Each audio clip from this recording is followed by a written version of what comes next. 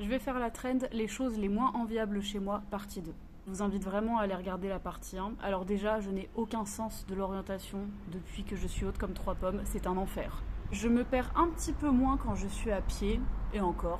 Par exemple, selon le sens dans lequel je me trouve dans une rue, je peux avoir l'impression que c'est pas du tout la même rue. C'est tout juste si ça me le fait pas à l'échelle d'une pièce. Mais alors quand je suis en voiture, mais c'est décuplé quoi. Ça n'empêche que je suis quelqu'un de très prudent au volant, pour autant. Je n'ai aucun sens de l'orientation. Moi j'habite Dijon depuis bientôt 10 ans, et ben je me perds encore dans Dijon et sur des trajets que je fais très régulièrement en plus. Deuxième chose, et c'est sans doute en partie lié à la première, je n'ai aucune coordination, aucune géométrie dans l'espace. Ça a toujours été comme ça, je crois même que pour ce qui est d'apprendre à marcher, ça a été plutôt long et plutôt laborieux, alors pour faire des trucs plus compliqués, je vous raconte pas. L'exemple le plus typique, c'est que j'ai toujours été très mauvaise en sport. Comme tout le monde, je peux apprendre à faire du sport, mais je vais progresser plus lentement.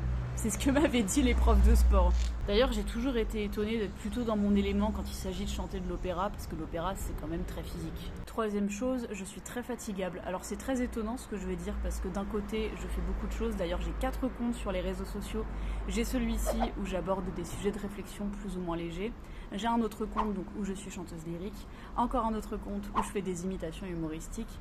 Et enfin, un dernier compte où je parle de tout ce qui est artistique. Et d'ailleurs, j'ai un podcast en lien avec ça. D'une pierre deux coups, je fais ma promo.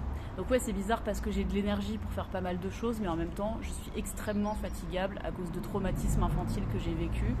Et par exemple, le simple fait de faire la vaisselle, ça peut m'épuiser. Je vois venir les mauvaises langues, c'est pas de la paresse ni une mauvaise gestion d'emploi du temps, c'est plus profond que ça, et justement, j'approfondirai pas ce sujet.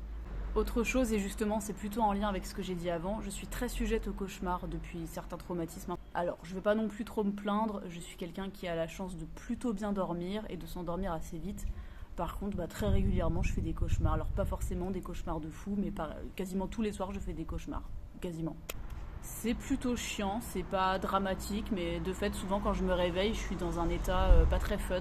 Je suis très bien entourée pour ça, et donc je ne demande pas de conseils non sollicités, même si ça peut être bienveillant. Et enfin, on va revenir à quelque chose d'un peu plus fun, c'est que je suis née le 23 décembre, et ma fête c'est le 14 juillet, oui, parce que mon vrai prénom c'est Camille. Et donc c'est des dates qui ne tombent pas très bien, parce que ce sont des dates qui sont en même temps, ou quasiment en même temps que des événements importants. Donc sans avoir le syndrome du personnage principal, des fois c'est pas très pratique à cause de ça. Bon, sur ce, n'hésitez pas à me dire quelles sont les choses pour lesquelles on ne pourrait pas vous envier.